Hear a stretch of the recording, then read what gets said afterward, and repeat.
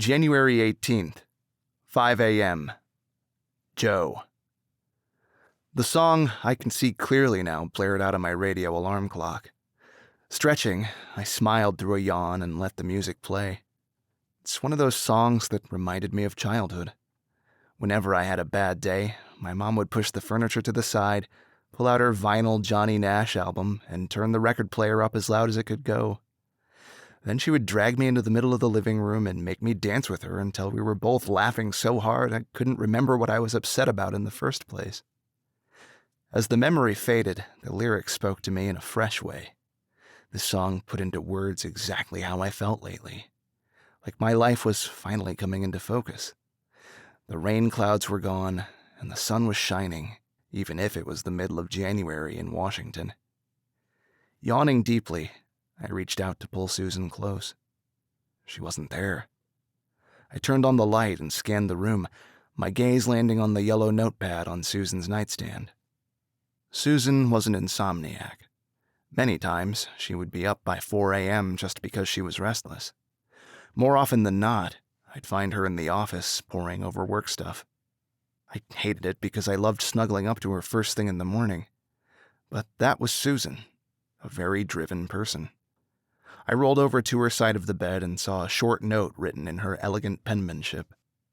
"Hey, sweetie, I woke up and couldn't sleep, so I went for a jog." Since I had the house to myself, I cranked up the radio and, like a complete dork, danced around the bedroom. I sang along with the music as I climbed into the shower. I grabbed the overpriced spiced ginger soap Susan recently purchased and lathered myself. Susan had a high regard for the finer things in life, which was fine by me because her upper management job at Macy's supported it. I rinsed off quickly and stepped out of the shower, snagging the white towel that was hanging on the hook next to the tub. I dried off and wrapped the towel around my waist.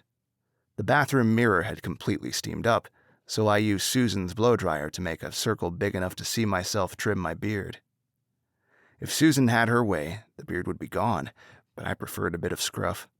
Not to mention, I looked like a 15-year-old without it.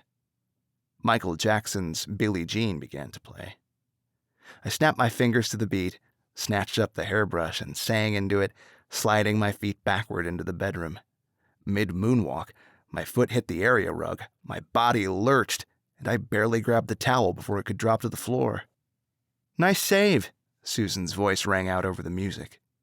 I spun around. She leaned in the doorway, looking sexy in her tight yoga pants and oversized sweatshirt. Her full lips were curved slightly, and her dark eyes danced with amusement.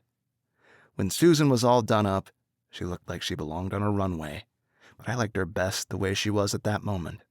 No makeup, no designer clothes, hair damp with sweat from her workout.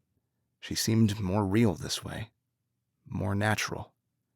She sauntered toward me and gave me a quick peck. "Now that's something you don't see every day." "You caught me. I'm a closet Michael Jackson groupie." "It's okay. I won't tell."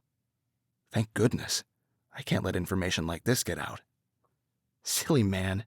She leaned in for another kiss. "You better finish getting ready for work." I glanced at the glowing numbers on my alarm. You're right. I opened the dresser drawer and grabbed the first clean thing I found. Faded blue jeans and a white V-neck t-shirt. Susan scrunched her face up. "What? Are you really going to wear that?" "Baby, come on." I tilted my head to the side. "I work in a greasy spoon, not the Hilton." "Whatever." She rolled her eyes and walked into the bathroom.